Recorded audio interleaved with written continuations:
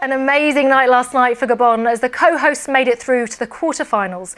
Hello and welcome to day 8 of the Africa Cup of Nations. It's been a hectic first week of the tournament with goals and incidents aplenty.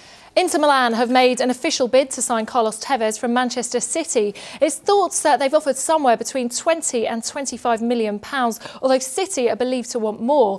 They have a chance to restore their 3-point lead at Wigan later. So let's join Simon Crabtree now at the DW Stadium. Simon, over to you. Let's talk a little bit about Thierry Henry then when we began, because it really divides opinion amongst the fans. Some people are so happy that it gives them a lift, the fact that they're seeing him back, but some people are saying that they think that it might sort of impact on Robin van Persie sort of having another ego around the place. What do you think? I don't think so. I think Thierry Henry knows he's going to be there for 2 months, 3 months at most. Brilliant. Thanks very much, Leroy. Lots of talking points, Alan. I just want to pick up on the second to last point that Leroy made about Yaya Toure.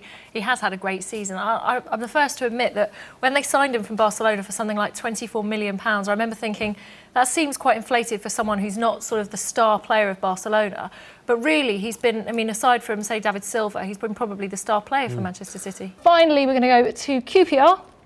It was Neil Warnock at first. He brought in Federico Macheda from Manchester United. That was a loan deal until the end of the season. Then, of course, he didn't last long himself. Mark Hughes came in and he went shopping immediately. He brought in Tai Taiwo straight away on loan from AC Milan, and that was quickly followed by Manchester City's Nedum Onua, who cost about £3 million. And then yesterday, the latest was Samba Diakite. And there he is.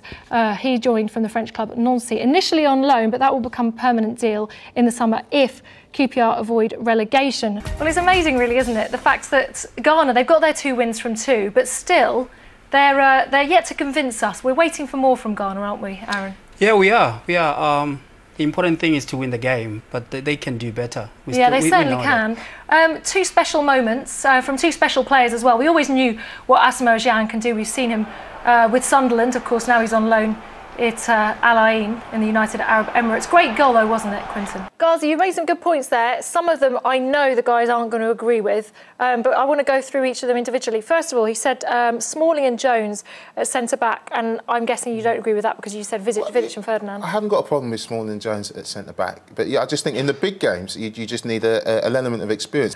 OK, let's start with Liverpool. We have just heard that the FA have charged Luis Suarez for, obviously, the racist abuse of Patrice Evra. But that aside, he is expected to start the game, and he will obviously contest that charge on Sunday. It's a huge game at Stamford Bridge. How do you think Liverpool will get on? They've not exactly had the best start to the season so far. Thanks for that exclusive there for FanZone. But what about the January transfer window then? Do you think Sunderland are going to try and get more strikers in? I mean, they clearly need, especially with Wickham's injuries not as serious as first thought, but Bentner's not being as good as he tells us he was going to be.